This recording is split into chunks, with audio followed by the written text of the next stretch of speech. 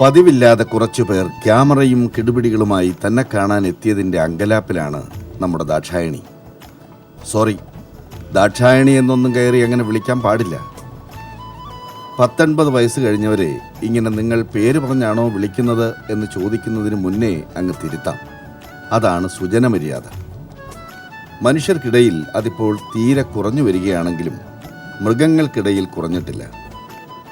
കുറഞ്ഞ പക്ഷം തോറ്റ് പിന്മാറുന്നവരെയും അവശരെയും അവർ പിന്നീട് ഉപദ്രവിക്കാറില്ല. അതുകൊണ്ട് 80 പിന്നിട്ട ഈ പിടിയാനയെ നമുക്ക് ദാക്ഷായണി മുത്തശ്ശി എന്ന് വിളിക്കാം. എന്നെ കണ്ടിട്ട് ഇനി നിങ്ങൾക്ക് എന്ത് വിശേഷമാണ് അറിയാനുള്ളത്? കേരളത്തിലെ തലയെടുപ്പുള്ള സൂപ്പർ സ്റ്റാറുകളെ അവതരിപ്പിക്കുന്ന പരിപാടിയിൽ ഈ വയസ്സ് തള്ളയ്ക്ക് എന്ത് കാര്യം എന്ന് ഈ മുത്തശ്ശി ചോദിക്കുന്നുണ്ട്. ചോദ്യം ഞങ്ങൾ വെറുതെ തള്ളിക്കളയുന്നില്ല കേട്ടോ. പക്ഷേ എല്ലാവരും എപ്പോഴും സൂപ്പർ സ്റ്റാറുകളായിരിക്കണമെന്നില്ലല്ലോ.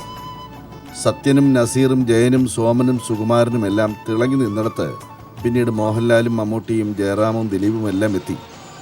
ഇവരെ കുറച്ചു കാലം കഴിയുമ്പോൾ കാലവും സമയവും മാറ്റും. പുതിയ ആൾക്കാർ വരും. ചക്രം വീണ്ടും കറങ്ങും. ഒരിക്കൽ ഗുരുവായൂർ കേശവനും നെയ്യാറ്റിൻകര ഗണേശനും വലിയ കേശവനുമെല്ലാം വിരാജിച്ചിരുന്ന ഇടത്താണ് ഇപ്പോൾ ശിവസുന്ദറും തെച്ചിക്കോട്ടുകാവ് രാമചന്ദ്രനും ഈരാറ്റുപേട്ട അയ്യപ്പനും പാമ്പാടി രാജനുമെല്ലാം വിലസുന്നത്. ഇതിപ്പോൾ ഇവരുടെ സമയം. അത്രമാത്രം എന്ന് കരുതി പഴയ കാലത്തിന് പ്രസക്തി ഇല്ലാതെ പോകുന്നില്ലല്ലോ, അല്ലേ? ഈ പ്രായത്തിനിടയിൽ എന്തെല്ലാം കണ്ടു. പറയാനാണെങ്കിൽ ഒത്തിരി കഥകളുണ്ട്. ചിലതൊക്കെ അങ്ങ് മറന്നുപോയി. കാലം ഇത്രയൊക്കെ ആയില്ലേ എന്നെല്ലാം പറഞ്ഞ് ആദ്യമൊന്ന് അറച്ച് മാറി നിന്നെങ്കിലും അല്പം കഴിഞ്ഞപ്പോൾ മുത്തശ്ശി ഒന്ന് ഉണർന്നു. ആദ്യത്തെ ആ സ്റ്റാർട്ടിംഗ് ട്രബിളൊക്കെ ഒന്ന് മാറി. പിന്നെ ഉഷാറായി പായുന്ന ഒരു വണ്ടിയെ പോലെയായി.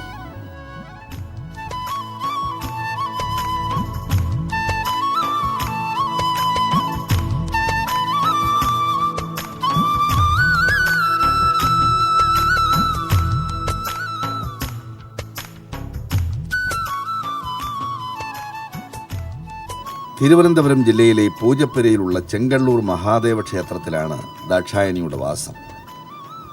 മഹാദേവന്റെ സന്നിധിയിലെത്തിയിട്ട് എത്ര വർഷമായി എന്ന് ചോദിച്ചാൽ ഒരുപക്ഷെ ദാക്ഷായണി വരെ കുഴഞ്ഞു പോകും. ഏറ്റവും കുറഞ്ഞത് 1/2 നൂറ്റാണ്ട്. എന്താ അതിശയിച്ച് നിൽക്കുന്നത്? തെറ്റിയിട്ടൊന്നുമില്ല. നല്ല വിശ്വാസത്തോടെ തന്നെയാണ് പറയുന്നത്. എന്ന് മാത്രമല്ല, ഇനി കേരളത്തിൽ ഒരാനയ്ക്കും അടുത്ത കാലത്തൊന്നും ഭേദിക്കാനാകാത്ത റെക്കോർഡുമാണിത്. ദാക്ഷായണി മുത്തശ്ശിക്ക് അതിൻ്റെ തലക്കനമൊന്നുമില്ല. എല്ലാം ഭഗവാന് സമർപ്പിച്ചുള്ള ജീവിതം. കഴിയുന്ന കാലത്തോളം ഇനിയും മുന്നോട്ട് പോകണം. ആരോഗ്യം അനുവദിക്കുന്നതുവരെ പണിയെടുക്കണം. ആർക്കും ഭാരമാകാതെ മടങ്ങണം. കേരളത്തിൽ ഇന്ന് ജീവിച്ചിരിപ്പുള്ള ആനകളിൽ ഏറ്റവും പ്രായമുള്ള ആളാണെന്ന വിവരം അറിയാമോ എന്ന് ചോദിച്ചാൽ 3 ചുരുളോളം നിലത്ത് കിടക്കുന്ന തുമ്പി ഉയർത്തി മുത്തശ്ശി ഒന്ന് തലയിളക്കും. ഇതാ ഇങ്ങനെ. ഇതിനർത്ഥം ഞാൻ എല്ലാം അറിയുന്നുണ്ടെന്നാണ്. ദാക്ഷായണിയാണ് ആനയുടെ പേര്. ഇവിടെ 2005 ഈ ആനയിൽ ഞാൻ വന്നത്. അന്ന് മുതൽ 6 മാസത്തെ പ്രോഗ്രാമാണ്. പുറത്തുള്ള എഴുന്നള്ളിപ്പേ ഉള്ളൂ. ആനയ്ക്കാണെങ്കിൽ ഒരു വലത്തെ സൈഡ് കണ്ണ് കണ്ടുകൂടാ. എങ്കിലും അടിയന്തരം മുട്ടിക്കാതെ നടക്കുന്നുണ്ട്. ആരെയും ഉപദ്രവിച്ചിട്ടൊന്നുമില്ല. 70 കൊല്ലത്തോളം വരും ഇവിടെ വന്നിട്ട്.